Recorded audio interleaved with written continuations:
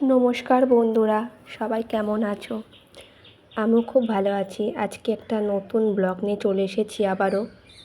দেখতেই পাচ্ছ এখানে ঘ্যাটকোল পাতা এবং শোলা কচু ও কিছুটা ছোলা, কারণ বাবা খেতে চেয়েছে মায়ের হাতে কচু শাক। তাই মা সকালবেলা গিয়ে শোলা কচু নিয়ে এসছে আর সাথে নিয়ে এসেছে ঘ্যাটকোল। এই ঘ্যাটকোল পাতা দিয়ে কালো জিরে রসুন দিয়ে আর কাঁচা লঙ্কা বেটে একতাল ভাত খাওয়া হয়ে যায়। আর এই ডাঁটাগুলো কচি কচি, যেগুলো দিয়ে আমাদের বাড়ির কাঁঠালের দানা দিয়ে মা ভাজা করবে। প্রায় কিন্তু একতাল ভাত নিমেষেই খাওয়া হয়ে যাবে বন্ধুরা।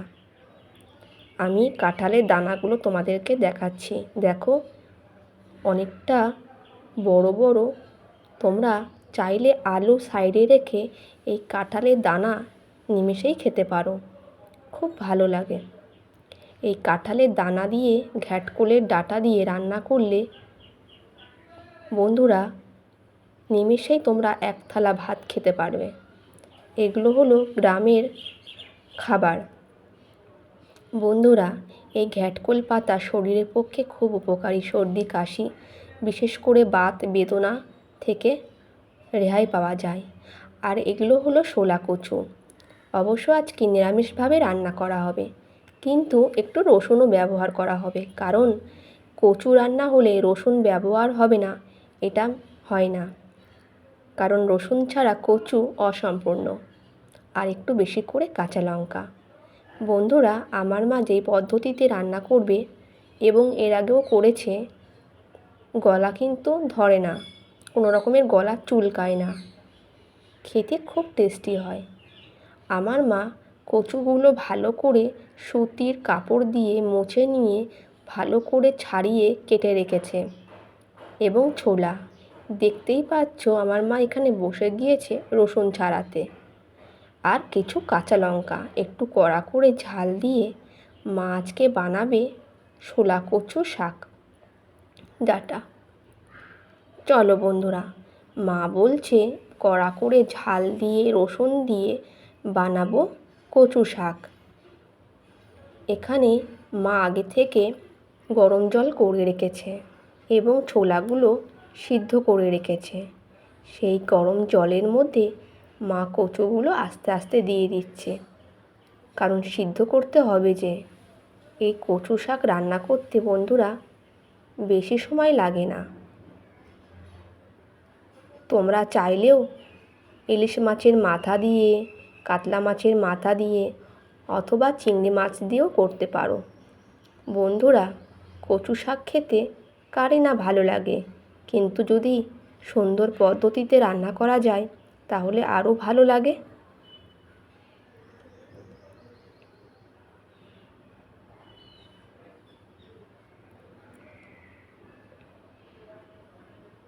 দেখতেই পেলে মা কচু শাকগুলো দিয়ে থালাটা চাপা দিয়ে দিল এবং কিছুক্ষণ পর একটু চেক করে নিচ্ছে মা যে কচুগুলো, তলার কচুগুলো নরম হয়ে এসেছে। সেজন্যই তলার কচুগুলো ওপরে দিয়ে দিল এবং ওপরের কচুগুলো তলায় দিল, যাতে ভালো করে সিদ্ধ হয়ে নরম হয়ে আসে। বন্ধুরা, যারা কচু শাক খেতে ভালোবাসে না তারাও কিন্তু খাবে যদি এই পদ্ধতিতে রান্না করা যায়। কথা বলতে বলতে দেখতেই পাচ্ছ মা এখানে কড়াইতে তেল দিয়ে দিচ্ছে, কারণ কচুটা সিদ্ধ হয়ে গেছে। কিন্তু কচুটা আলাদা করে রেখে দিয়েছে মা জল ঝরানোর জন্য ঝুড়িতে। এখানে কড়াইতে মা সর্ষের তেল দিয়ে দিয়েছে এবং এখন রসুন, গোটা শুকনো লঙ্কা আর তেজপাতা ফোড়ন দেবে, দিয়ে ভালো করে ভেজে কচুগুলো দিয়ে দেবে। বন্ধুরা, কচু শাক রান্না করতে গেলে একটু বেশি পরিমাণেই রসুন দিয়ে দিও, কারণ কচু শাকে রসুনই কিন্তু বেশি পরিমাণে টেস্ট আনে। ভালো করে নাড়াচাড়া করে মা এবার তেজপাতা দিয়ে দেবে।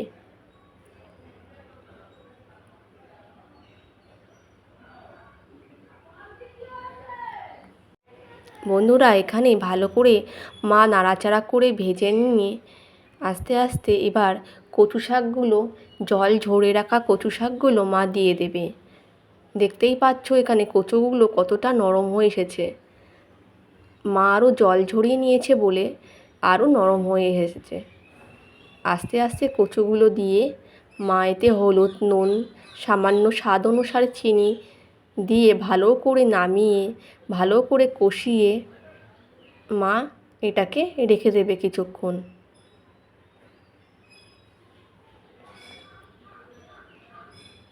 দেখতেই পাচ্ছ এখানে মা লবণ ব্যবহার করছে। সম্পূর্ণ কিন্তু বন্ধুরা এটা নিরামিষভাবে ব্যবহার করা হয়েছে, শুধু একটু সামান্য রসুন ব্যবহার করা হয়েছে, সেজন্যই এটা আর নিরামিষ হলো না বন্ধুরা। তোমরা চাইলে এতে ইলিশ মাছের মাথাও ব্যবহার করতে পারো, চিংড়ি মাছ, তাহলে তো আরও সুস্বাদু হবে বন্ধুরা। কথা বলতে বলতেই দেখতে পেলে মা এখানে হলুদ এবং চিনি দিয়ে দিল স্বাদ অনুসার। বন্ধুরা আমরা এই কচু শাক খুব ভালো খাই, তাই মা প্রায় করে থাকে। আমি কিন্তু কচু শাকটা খেয়েছি বন্ধুরা এক থালা ভাতের সাথে। আমার কিন্তু খুব ভালো লেগেছে এবং বাবারও খুব ভালো লেগেছে। দেখতেই পাচ্ছ মার কিন্তু এখানে প্রায় হয়ে এসেছে। কচু শাকটা কতটা সুন্দর হয়েছে, কালারটা খেতেও খুব সুন্দর হয়েছিল বন্ধুরা।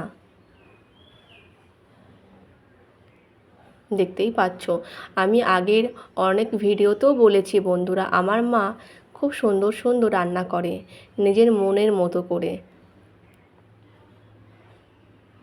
এখানে কচু শাকটা বন্ধুরা রান্না হয়ে এসেছে, এবার মা বাটিতে দেবে খাওয়ার জন্য। বন্ধুরা আজকের ব্লগটি যদি তোমাদের ভালো লেগে থাকে একটা লাইক করে দিও, নতুন বন্ধুরা চ্যানেলটি সাবস্ক্রাইব করে দিও, আর পাশে থাকা বেল আইকনটি প্রেস করে দিও। কোনো রকমের ভিডিও আপলোড করা হলে সাথে সাথেই তোমাদের কাছে পৌঁছে যাবে। বন্ধুরা তাহলে আবার নেক্সট ব্লগে দেখা হবে। আজকের ভিডিওটি তাহলে এই অবধি শেষ করছি। তোমরা ভালো থেকো, সাবধানে থেকো, সুস্থ থেকো। আবার তাহলে নেক্সট ব্লগে দেখা হবে বন্ধুরা।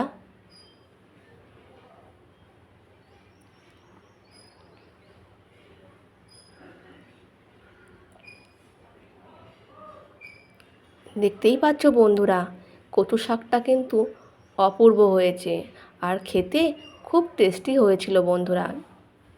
তোমরাও বাড়িতে কিন্তু এইভাবে কচু শাক রান্না করতে পারো। আশা করছি নিমেষেই তোমরা এক থালা ভাত দিয়ে খেয়ে নেবে। আমি কাছে থেকে দেখানোর চেষ্টা করছি বন্ধুরা।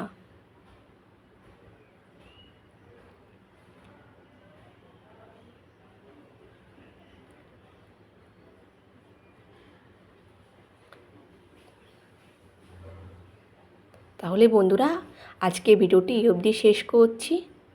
টাটা।